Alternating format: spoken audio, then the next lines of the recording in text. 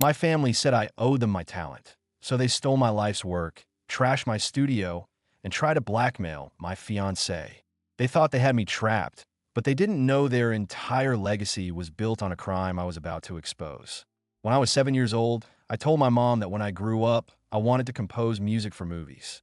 Honey, people who sell their art are sellouts, she said, her voice laced with a familiar artistic disappointment. And if you ever do that, your father and I will be very upset. I nodded like it was the most reasonable thing in the world and promised to create pure art with her forever. And I had every intention of keeping that promise until I turned 20 and found myself sharing a cramped studio apartment loft with my two baby nephews, the air thick with the smell of turpentine and despair. I was waking up almost every night at 3 a.m. to my father's drunken composing sessions, my mother's screaming critiques, and my brother's resentful silence. So, for the first time since I was 7, I brought up the idea of leaving. I told her I could live with a friend and I would pay for everything with my job at the music store. She gasped loudly. It was so dramatic that you could have sworn she just found out I wanted to become an accountant. How dare you? I'm not even going to entertain this. Don't even think about asking your father. You see, to my parents, moving out was a sign of artistic betrayal. They basically thought it meant you were ungrateful and a horrible, commercial-minded child. So, I figured that if I proved my loyalty and then asked them again, everything would be fine. I started working an extra 20 hours a week and giving them half of every paycheck for studio upkeep. Still not convinced. I did all the grocery shopping, cooking, and cleaning for them. Still not convinced. I even took time off of my music theory classes to help take care of all 7 kids living in the loft. And guess what? They still weren't convinced of my gratitude and loyalty. They never even gave me a thank you for any of it. And by the time I was 23 and graduating from the conservatory, I was the one who had had enough. Because not only did they not show up to my graduation recital, but as soon as I got home, the first thing they did was make fun of me. You see, I forgot to mention their unconventional morals stretched beyond just not moving out. It's any achievement that isn't pure. Even convincing them to let me finish my degree was a battle. So, when they started calling me a jingle writer or Miss Corporate Sellout, I spent the night asking my buddies if they were looking for a roommate. Thankfully, one of them was, and I told my mom. She didn't say anything, just crossed her arms and walked away. Well, I moved out that same day, and I never heard from my family again, and I didn't reach out either. I wanted to make sure I had a stable life first. And it wasn't until a few months ago, when I turned 31, that I finally considered reaching out. Because in that time, I had gotten an extremely beautiful and amazing fiancée, a nice car, and a very solid career as a lead sound designer for a major video game studio. Which meant I had enough money to not only pay off my parents' studio rent for a year, but also to help fund a professional album for them and the kids. As I wrote out the check for $200,000, I felt a sense of pride because I was finally able to give back to my family, show them how much I love them. And that's when I did something extremely crazy and reckless. I invited my entire family over for dinner. It was via email and was the first time we had spoken in 8 years. My mom replied almost instantly and said they'd all be attending. My heart jumped. I really thought this was going to be the moment our relationship was rebuilt. In the days leading up to it, I did everything I could to make sure it was perfect. I planned on cooking 3 homemade recipes and even set up a little play area for the little ones. I didn't want to get my hopes too high, but as I set up, I couldn't stop fantasizing about what they might say. We loved you all along. We missed you so much, were all things I longed to hear. So when a moment finally came and they were at my doorstep, me and my fiancé, Leo, happily welcomed them inside. My 2 nephews came along with my 4 nieces, 3 aunts, my uncle, and my parents. Aside from some small talk, the house was pretty much silent for a while. I felt so awkward that I broke the silence by taking out the fat check and handing it to them. This is for the studio rent and some extra to help you record an album. Oh, wow. My mom was the first to speak. So you think you can just abandon your family and come back with some blood money, like nothing ever happened? I felt that familiar pain again, like a wound being poked. I am sorry, Mom. This time it was my dad who interrupted. Oh yeah, I'm the most ungrateful and worthless piece of crap. But hey, at least I'm sorry. He said it in a sarcastic tone to mock me. I swear I was about to start crying, but then my mom chimed back and it changed the topic. She pointed to Leo before saying, I hope you're not actually with this sorry excuse for an artist. I stared at the check in my mother's hand. The smell of the freshly cooked dinners hit my nostrils. Suddenly, all my sadness and guilt was replaced with a deep, unearthing rage. I grabbed Leo's hand, shoved the adults out of the way, and walked out. We got in the car and drove around the corner. Leo wasn't upset either. In fact, he was just as angry as me. We didn't say much, but he knew I was done with them. It had been building for years. Today was just the breaking point. My reality check. I knew I couldn't ignore it, that I had to do something. "They're still in our apartment," Leo finally said, checking his phone. "Your mom's texting me now." He showed me the screen. My mom had somehow got Leo's number and was sending a barrage of messages, each one nastier than the last. I called my friend Michael, explained the situation, and he offered to let us crash at his place for the night. We stopped at a convenience store for toothbrushes and drove to his apartment across town. The whole time, my phone was blowing up with texts and calls from various family members. When we got to Michael's, I finally looked at the messages. My mom was demanding I come back immediately. My dad was threatening to take what they were owed from our apartment if I didn't return. My aunt was calling me selfish and ungrateful. They were all acting like I was the villain in this story. I turned off my phone and tried to sleep on Michael's couch with Leo curled up beside me. Around 3 a.m., Michael's neighbor knocked on the door. He looked concerned. "Hey man, aren't you staying in building 1400? I just drove past, and there were people carrying stuff out to a truck." He said, "They were robbing us." My own family was robbing our apartment. Michael offered to drive us back, but I was worried about confrontation turning violent. Instead, I called a non-emergency police line. I explained the situation calmly. Unauthorized people were removing items from my residence. I didn't mention they were family. We arrived back at our apartment complex just as a patrol car pulled up. I could see my parents' old minivan and my uncle's pickup truck parked out front, both loaded with what looked like our audio equipment and Leo's art collection. My dad was carrying my synthesizer down the stairs when he spotted me. For a split second, I saw something I'd never seen on his face before, shame. Then it was gone, replaced by the familiar scowl. "There he is, officer," my mom shouted from behind him. "Our son who stole our music and is now trying to get us arrested." The police officer looked between us, clearly trying to piece together a messy family situation. "Sir, is this your residence?" he asked me. "Yes, it is. I have ID with this address, and the lease is in my name." I pulled out my wallet. While the officer was checking my ID, my mom stormed up to me. "You ungrateful child. After everything we've done for you, we raised you, fed you, clothed you, and this is how you repay us." Leo stepped forward. "Ma'am, you're currently stealing from our home. I don't think you're in a position to talk about gratitude." My mom turned her rage on Leo. You're the reason he abandoned his family. You've poisoned him against us." I stood between them. "Leo and I have been together for years. I left home 8 years ago because you made it impossible to stay. This has nothing to do with him." The officer had heard enough. "All right, I need everyone to calm down. Sir, since this is your residence, do you want to press charges for theft?" I looked at my family, the people who were supposed to love me unconditionally, but instead had tried to take everything from me again. Part of me wanted to say yes, to watch them face consequences for once in their lives. But another part knew that would just feed into their narrative of me being the villain. I looked at the officer, then back at my family. My dad still had my synthesizer halfway down the stairs. My mom was glaring at me with pure hatred. My aunts and uncle were frantically trying to shove more of our stuff into their vehicles. And my nephews and nieces were watching it all with wide eyes, their innocent faces reflecting confusion and fear. These kids were learning that this behavior was normal, that family meant taking what you wanted, regardless of boundaries or respect. The thought broke my heart. "No," I finally said to the officer, my voice steadier than I expected. "I don't want to press charges, but I do want my property returned and for them to leave." The officer nodded, his expression professional but sympathetic. "You heard him. Put everything back where you found it and then vacate the premises." Immediately, my family erupted in protests. My dad nearly dropped the synthesizer in his anger, fumbling with the bulky instrument as his face turned an alarming shade of red. "This isn't over," my mom screamed as they reluctantly started carrying things back upstairs, her voice echoing through the stairwell. "That money is ours. You owe us after everything we've done for you."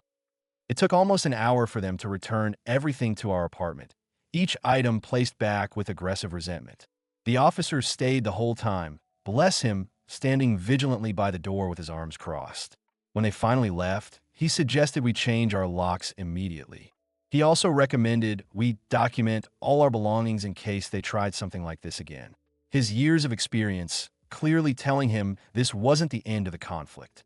As soon as the last family member drove away, tires screeching in protest, I collapsed onto our couch, emotionally drained. Leo sat beside me, taking my hand in hers, her touch grounding me in reality. "I'm sorry," I whispered, my voice barely audible. "I'm sorry I put you through this. You didn't sign up for this level of crazy. This isn't your fault. None of this is. But we need to protect ourselves now." I nodded, still trying to process everything that had happened in the past few hours. They took the check, I realized suddenly, sitting upright. My mom never gave it back. I saw her stuff it in her purse. "Can you cancel it?" Leo asked, already reaching for her phone. I called my bank immediately, explaining the situation as calmly as I could. Thankfully, they put a stop payment on the check right away. The customer service rep even waived the $30 fee after hearing what happened, her voice softening with sympathy. Small mercies, I guess. We spent the rest of the night taking photos of our belongings and changing all our passwords on every account we could think of. I even called our property manager to get permission to change the locks first thing in the morning, explaining briefly about the family emergency. Leo was amazing through it all, staying calm and focused when I felt like I was falling apart, methodically documenting everything we owned while I made calls. The next morning, we called a locksmith who came and installed new deadbolts, reinforcing the door frame as well for extra security. I was just signing the paperwork, the smell of fresh metal shavings still in the air, when my phone rang. Unknown number. I answered hesitantly, bracing myself for more family drama. It was my niece, Clara. She was 16 now, the oldest of the kids with a maturity beyond her years from growing up in that household. "Uncle," she whispered, "I'm sorry about yesterday." She sounded like she was trying not to be overheard, her voice barely audible. "Grandma and Grandpa told us all that you were going to give them money for a new studio, but then you change your mind and try to have them arrested." My heart sank, a fresh wave of hurt washing over me. "That's not what happened, Clara." "I know," she said softly, conviction in her young voice. "I saw everything. They've been talking about this dinner for weeks. Grandma kept saying she was going to get what she deserved from you. They made us all get dressed up and everything." The realization hit me like a truck, the pieces falling into place. They had planned this all along. The quick response to my email invitation, the immediate anger when I gave them the check. They had come with the intention of making me feel guilty enough to hand over money, then twist the narrative to make me the bad guy no matter what happened. The elaborate manipulation made me feel sick. "Clara, where are you now? Are you safe?" I asked, suddenly concerned about her calling me like this, imagining the consequences if she was caught. "I'm at school. I borrowed my friend's phone." She paused, a rustling sound suggesting she was moving to somewhere more private. "Uncle, they're saying they're going to get that money one way or another. I heard Grandpa talking about your work. Do you work at Crimson Tide Studios?" My blood ran cold, a chill running down my spine. "Yes." "Why?" "They were looking up the address online. Grandpa said something about paying you a visit there. He was on Google Maps, looking at pictures of the building." I thanked Clara for the warning and told her to be careful, to delete the call record from her friend's phone. After we hung up, I immediately called my boss. I explained that I was having a family issue and that if any of my relatives showed up at our studio, security should not let them in under any circumstances. My boss was understanding, even offering to let me work from home for a few days, his concern evident. Leo and I decided it would be best to lay low for a while.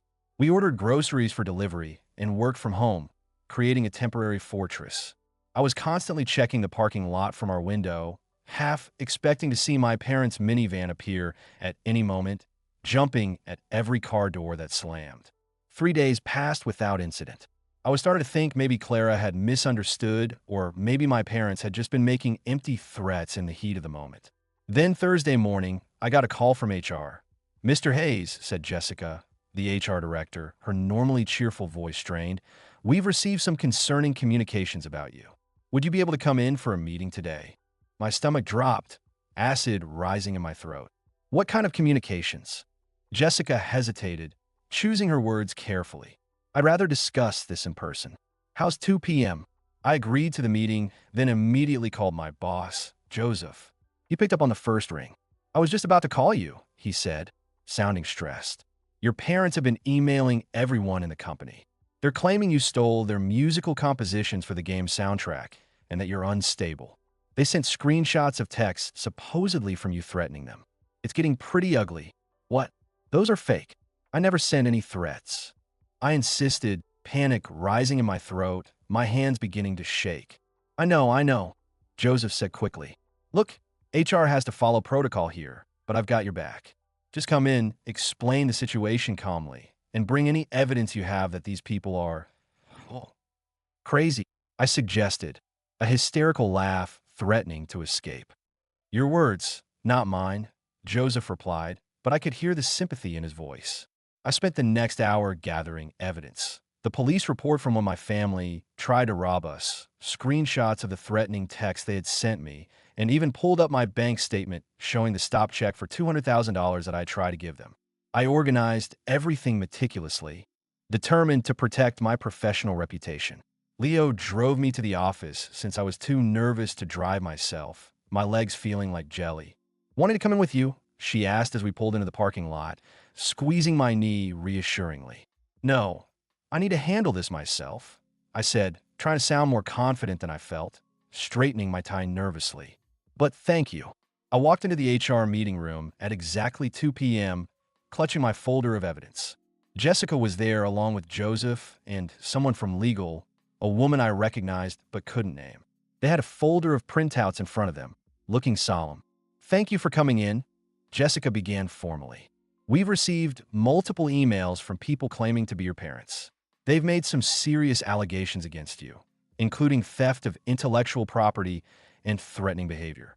As I'm sure you understand, we have to address these claims. I took a deep breath, centering myself. I understand, and I appreciate you giving me the chance to address this. My parents and I have a complicated relationship. I recently offered them financial help, which they took but then became angry when I wouldn't give them more. Now, they're retaliating. Let me show you what actually happened. I went through the entire story, showing them my evidence as I went. They listened attentively, occasionally asking clarifying questions, their expressions shifting from concern to understanding. When I finished, there was a long silence, the tension in the room palpable. Well, Jessica finally said, exchanging glances with the others. This is certainly a unique situation, but based on your performance history and the evidence you provided, we have no reason to doubt your account. Relief washed over me, my shoulders dropping several inches. Thank you. That said, she continued, straightening a paperclip on the table, we need to address the ongoing disruption. These emails are flooding our inboxes and affecting business operations. The legal representative spoke up, her voice crisp and professional. We can send a cease and desist letter to your parents, making it clear that continuing to contact the company will result in legal action. This would come from the company, not from you personally. I nodded gratefully.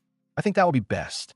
Joseph clapped me on the shoulder as we left the meeting, the gesture supportive and reassuring.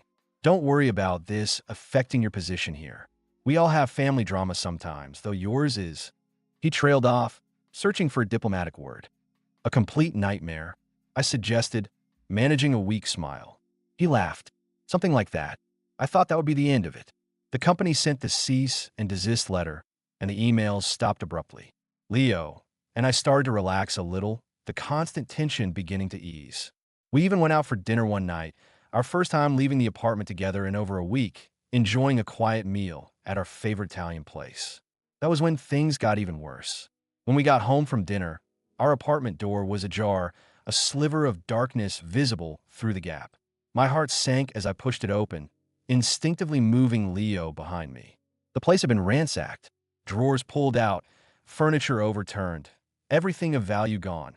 Laptops, audio equipment, Leo's art collection that she'd spent years curating, even our expensive coffee maker. Oh my God, Leo whispered, stepping gingerly over the mess on the floor, broken glass crunching under her shoes. I immediately called the police, my voice shaking as I explained the situation. While we waited for them to arrive, I checked my home studio. The mattress had been slashed open, clothes strewn everywhere like confetti. But the worst discovery was on our bathroom mirror, written in what looked like Leo's favorite red lipstick. "You owe us everything." The police arrived quickly, two officers carefully documenting the scene. As I was explaining what happened, one of the officers got a call on his radio. He stepped aside to take it, then returned with a grim expression, his partner looking equally concerned. "Sir, was your vehicle a 2019 blue Honda Civic?" he asked, notepad poised. My stomach dropped. "Yes." "Why?" "It's been found abandoned about 3 miles from here. Looks like it was deliberately crashed into a tree. The front end is completely smashed in." I felt like I might throw up while rising in my throat. They had stolen our car keys from the apartment and destroyed my car out of pure spite, a final act of vengeful destruction. The officer continued, "We've got officers on scene there as well. The vehicle's pretty damaged, but they found something interesting. There's a receipt in the car from a pawn shop, dated today, about an hour before you called us." It didn't take long for the police to visit the pawn shop and confirm my suspicions. My parents, uncle, and one aunt had sold most of our valuables there, caught clearly on camera. The security camera footage showed them clear as day, my father even smiling as he pocketed the cash. Between the break-in, car theft, and pawn shop evidence, the police had enough to arrest them for felony charges. But they couldn't find them. My family had apparently skipped town right after pawning our stuff, vanishing like smoke. The next few days were a blur of insurance claims, police reports, and trying to piece our lives back together. Our renter's insurance covered most of the stolen items, but the emotional damage was harder to quantify. Leo was jumpy every time she heard a noise in the hallway, her eyes constantly darting to the door. I couldn't sleep for more than an hour without waking up in a panic, drenched in sweat. A week after the break-in, I got a text from Clara again. Grandparents staying at Uncle Robert's cabin upstate. They're bragging about what they did. I am scared. I immediately forwarded the message to the detective handling our case. Within hours, they had dispatched officers to the cabin and arrested my parents, aunt, and uncle. The relief I felt was overwhelming but short-lived, because now came the hard part, deciding whether to press charges against my own family. The detective explained that with the evidence they had, my family was looking at serious jail time. Part of me wanted that, wanted them to finally face consequences for their actions. But another part of me thought about the kids, especially Clara. What would happen to them if all the adults went to prison? I spent a sleepless night weighing my options, staring at the ceiling as Leo slept fitfully beside me. In the morning, I called the detective, my decision made. "I want to press charges," I said firmly, "but I'm concerned about the children in the household." The detective assured me they would coordinate with Child Protective Services to ensure the kids were taken care of. I also mentioned Clara specifically, explaining how she had tried to warn me. I want to make sure she wasn't punished for doing the right thing. The next day, I received a call from a social worker named Barbara. She explained that the children had been temporarily placed in emergency foster care while the situation was assessed.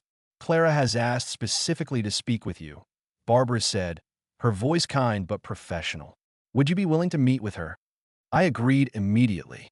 Later that afternoon, Barbara brought Clara to a neutral meeting spot, a quiet room at the local community center with comfortable chairs and calming blue walls. When Clara walked in, I barely recognized her. The little girl I remembered had grown into a teenager with tired eyes and hunched shoulders, looking much older than her 16 years. "Hey, Uncle," she said softly, sitting across from me, fidgeting with the sleeve of her oversized sweater. "Hey, Clara, I'm so sorry about all of this." I didn't know what else to say, the words feeling inadequate. She shrugged, a gesture too world-weary for someone so young. "It's not your fault. They've always been like this. I just didn't realize how bad until I got older." She looked down at her hands, picking at a hangnail. "The other kids are scared. They don't understand what's happening. Are they treating you okay in the foster home?" I asked, leaning forward with concern. "It's fine. The people are nice. But we're split up. Me and Katie are in one home. The younger kids are in another." She looked up at me, a question in her eyes that she seemed afraid to ask, vulnerability shining through her careful composure. "What is it, Clara?" I asked gently. She took a deep breath, gathering her courage. "I was wondering if maybe, I know it's a lot to ask, but maybe you and Leo might consider taking us? Or at least some of us, just until things get figured out." The question caught me off guard. I had barely been able to protect myself and Leo from my family. How could I possibly take on the responsibility of caring for children? I'm not saying forever, Clara added quickly when I didn't immediately respond, words tumbling out nervously. Just, the little ones keep asking for family. And you're the only good family we have. Her words hit me hard. The only good family we have. Despite everything my parents had done to me, these kids still saw me as family. As good family. The weight of that trust was both overwhelming and humbling. Let me talk to Leo, I finally said. And we need to talk to Barbara about what's involved. It's not a simple process.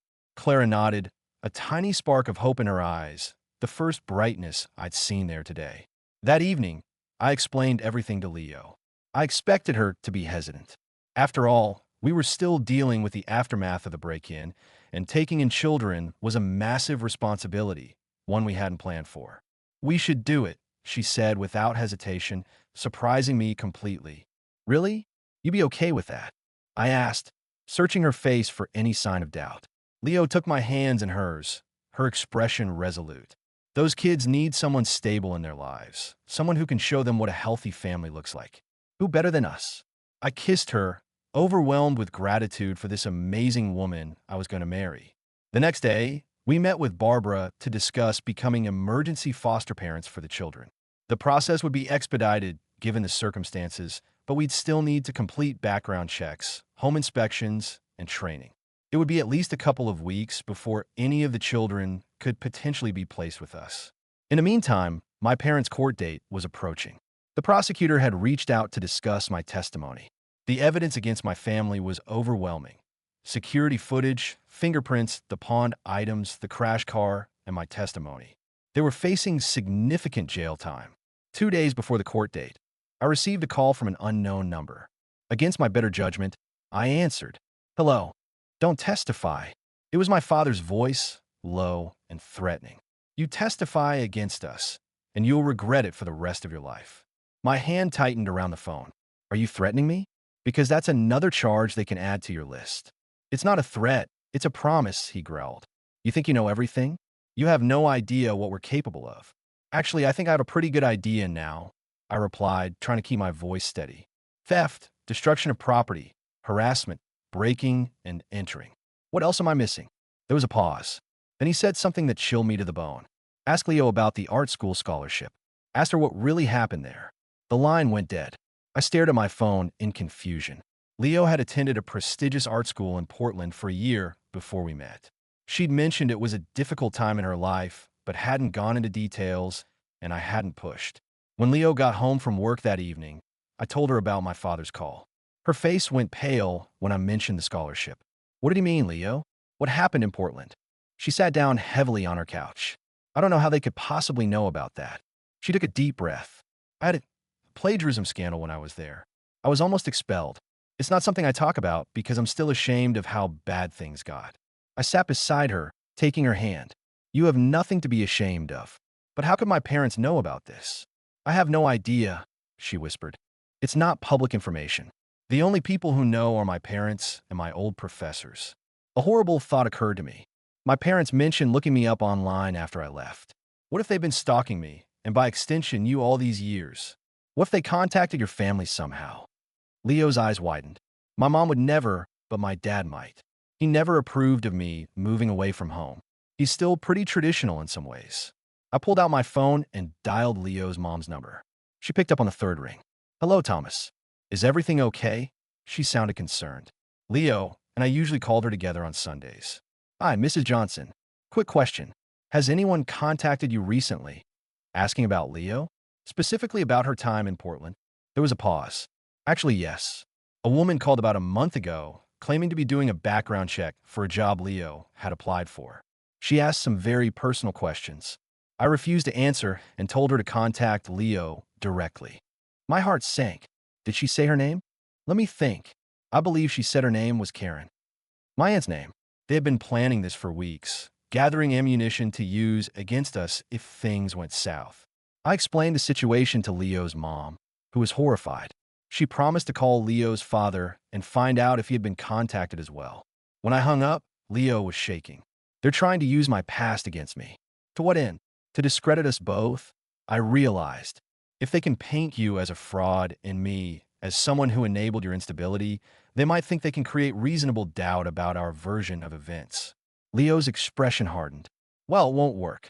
I'm not ashamed of getting help when I needed it, and I have years of stable employment and references who can vouch for my character. I pulled her into a hug. We're not letting them win. Not this time. The court date arrived faster than I expected. I barely slept the night before, my mind racing with worst-case scenarios. What if my parents somehow convinced the judge they were innocent? What if they managed to twist things around and make me look like the bad guy? Leo must have sensed my anxiety because she rolled over at 3 a.m. and just held me until I finally dozed off. We arrived at the courthouse early, me in the only suit I owned, and Leo looking professional in a simple blue dress. Our lawyer, Sarah, met us in the lobby. We'd hired her using most of our remaining savings because we knew my family would try every dirty trick possible. Remember, Sarah said as we walked toward the courtroom, stick to the facts. Don't let them provoke an emotional response. That's exactly what they want. The courtroom was smaller than I expected. When my parents were broad and wearing orange jumpsuits, I almost didn't recognize them. My dad looked 10 years older, his face gaunt. My mom's hair was pulled back in a messy ponytail instead of her usual perfect styling. They both glared at me with so much hatred, I had to look away. My aunt and uncle were there, too, sitting behind their lawyer, whispering frantically. When they spotted me, my aunt made a slashing motion across her throat. Real mature. The proceedings started, and I tried to focus on the judge's words instead of the burning stares from my family. When it was my turn to testify, I walked to the stand on legs that felt like jelly. After being sworn in, I took a deep breath and told my story, keeping my voice as steady as possible. I described finding my apartment ransacked, the threatening message on the mirror, my destroyed car. I explained the years of emotional abuse, the manipulation, the way they tried to isolate me from everyone. I even mentioned how they tried to dig up dirt on Leo. My parents' lawyer tried to paint me as ungrateful and money-obsessed. He suggested I was the one who had demanded money from them, not the other way around. When he brought up Leo's plagiarism scandal, Sarah objected immediately. The judge sustained it, giving my parents' lawyer a stern warning about relevance. When it was my parents' turn to testify, my mom put on an Oscar-worthy performance. She cried about how I'd abandoned the family, how she'd sacrificed everything for me. My dad claimed they only took what was rightfully theirs after I promised the money and then changed my mind. But their story had too many holes. The security footage from the pawn shop clearly showed them selling our belongings. The handwriting analysis matched my mom to the lipstick message on our mirror, and their previous harassment of my workplace had been well documented. After what felt like an eternity, the judge announced his decision. My parents, aunt, and uncle were found guilty on all counts. He sentenced them each to 3 years in prison with the possibility of parole after 18 months. They were also ordered to pay restitution for everything they'd stolen and damaged. My mom screamed when the sentence was read, lunging toward me until the bailiff restrained her. "This is your fault," she shrieked as they led her away. "You've ruined this family." I sat there, frozen, until the courtroom had cleared out. Leo came and stood beside me.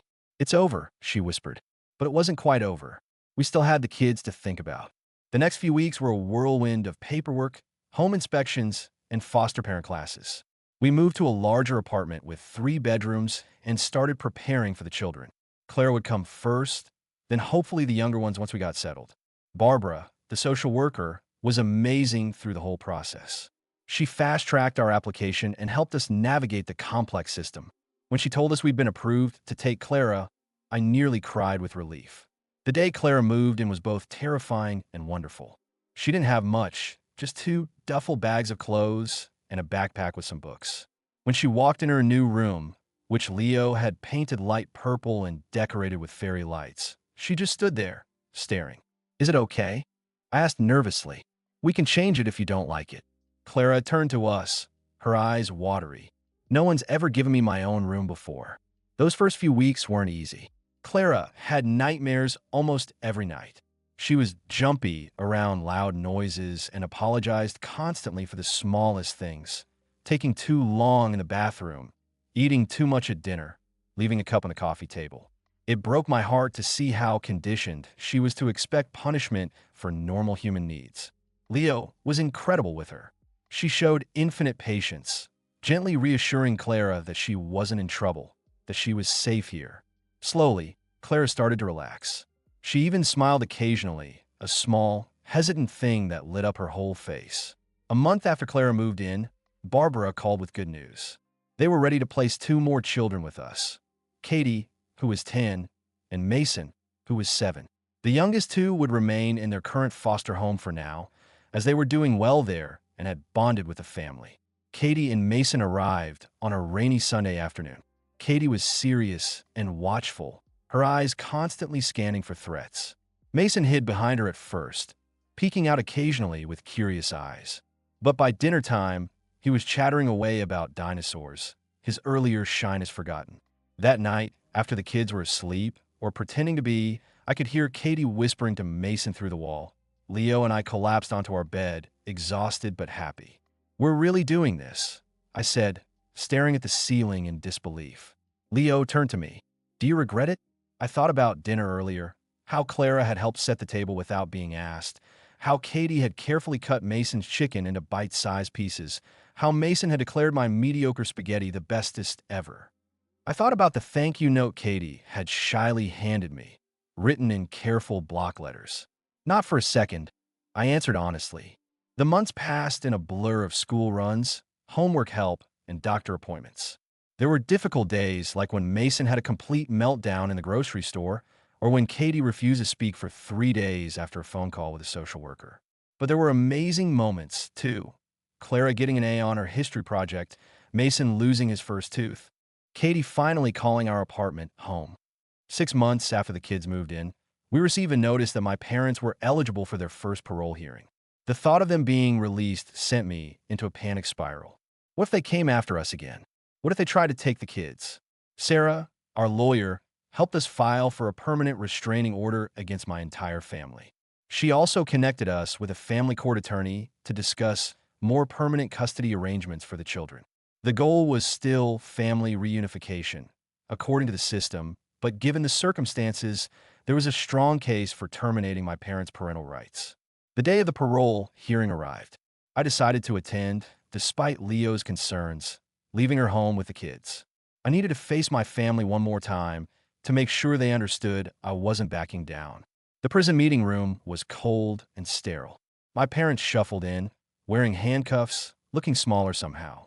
My mom's eyes widened when she saw me, a confusing mix of emotions crossing her face. During the hearing, I spoke about my concerns for the children's safety if my parents were released. I described the ongoing therapy the kids needed to deal with the trauma they'd experienced. The parole board listened attentively, taking notes. When it was my parents' turn to speak, my dad went first. He gave a rehearsed-sounding apology, talking about anger management classes he'd taken in prison. But there was no real remorse in his voice, just calculation.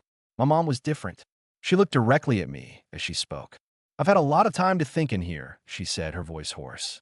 "I've realized I don't know how to love properly. I never learned it from my own parents. I thought love meant possession, control. I thought if my children left me, it meant they didn't love me." I stared at her, waiting for the manipulation, the guilt trip, but it didn't come. "I'm not asking for forgiveness," she continued. "I don't deserve it. But I want you to know, I understand now what I did wrong.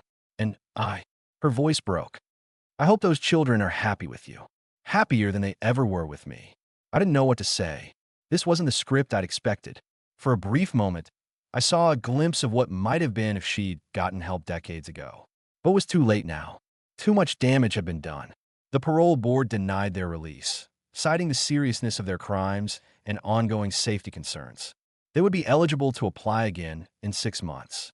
As they were led away, my mom looked back at me one last time. I nodded slightly. Not forgiveness, but acknowledgement. Then they were gone. I drove home feeling strangely empty, like I'd finally put down a heavy weight I'd been carrying my whole life. While I walked through the door, the apartment was filled with the smell of chocolate chip cookies. Mason ran to me, his face covered in cookie dough, wrapping his sticky arms around my legs. "We're making surprise cookies," he announced proudly. "They were supposed to be a surprise," Clara corrected, rolling her eyes but smiling. Katie appeared from the kitchen, flour in her hair. "Are you okay?" she asked quietly, always perceptive. I'm okay, I said, surprised to find it was true. Actually, I'm better than okay. Leo came out, wiping her hands on a dish towel. How did it go? She asked, concern in her eyes. They were denied parole. But honestly, it doesn't matter anymore. They can't hurt us again. That night, after tucking the kids in, Leo and I sat on our small balcony, looking at the stars. Our wedding was a month away. Nothing fancy, just a small ceremony with close friends. The kids were thrilled to be part of it. Mason was taking his ring-bearer duties very seriously, practicing walking slowly down her hallway with a pillow. Do you ever think about how differently things could have turned out? Leo asked, her head on my shoulder. I thought about the 7-year-old me, promising to live with my parents forever. I thought about the desperate 20-year-old, trying anything to earn their approval. I thought about the $200,000 check I'd nearly given them, thinking would fix everything. Yeah, I said, but then I wouldn't have you, or the kids. I wouldn't trade this for anything. Leo smiled, taking my hand. Inside, I could hear Clara playing her guitar, softly, Katie singing along. Mason had probably snuck out of bed to join them, as he did most nights. It wasn't the gold mansion I dreamed about at 7. It was better.